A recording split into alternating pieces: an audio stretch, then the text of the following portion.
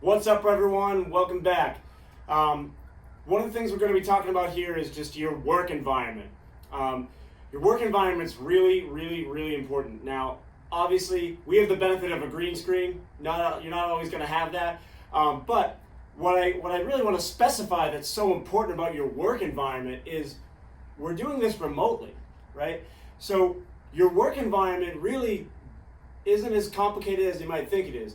You have like your virtual work environment, how cluttered is your desktop, so on and so forth, but your work environment really just consists of what's behind you. But not just what's behind you, your work environment is from the waist up. So it doesn't really take a whole lot of effort to make a quick change, and all of a sudden, here you are. You go from a guy in a t-shirt to looking a little bit more professional. So your work environment on Zoom is extremely important. A few things you want to make sure you're paying attention to. What's behind you?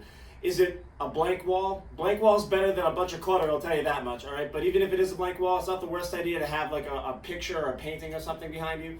How's your lighting? All right, you notice that like when you're sitting in front of when you're sitting with your back towards a window, all right, if you've ever noticed that, it's almost like someone's in a witness protection program when they're talking. So what's your lighting like? You want to have light on your face, not necessarily directly behind you or on the side. So pay attention to that. Those are things you want to be looking for when you're setting things up. Where you're actually working in your home can make a huge difference. You want to have a space kind of lined up more or less just to do work. And part of this is the habit that you're going to actually build off of from doing your work in a specific place for work, right? So, for example, I don't feel like, I'm not necessarily playing Call of Duty in the same place that I'm doing my presentations, right? Because I want to build that habit of I'm here for work, all right? You're also going to be paying attention to other things around you. For those of you that are parents with children and everything, obviously you're going to have kids. People understand you have kids. They're going to make noise. They're going to have something here that comes up here or there. That's totally fine.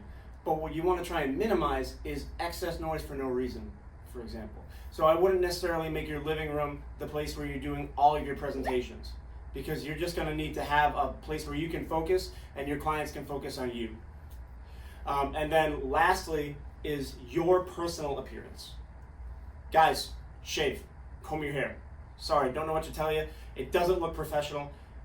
Shave and comb your hair, all right? Ladies, do something with your hair. Comb your hair however you normally do it. Obviously, ladies, you know what I mean, all right? Dress professionally. You can be wearing shorts if you want, but from the waist up, you want to look professional. You want to look presentable. Keep in mind, people aren't just talking to you just to get to know you. They might be paying you for something for the rest of their lives. You need to look and feel the part. And finally, like I said before, just take a look at your overall environment. How is the lighting on your face? How is your camera position? Even where you put your laptop can matter. You don't want it on like a really shaky surface. Every time you touch it, it shakes around like that. All right. Be conscious of all of these things. There's small things that not enough people pay attention to, and they just make you look less professional. All it takes is a small adjustment, and you'll be good to go, ready to start a fantastic presentation. Get after it.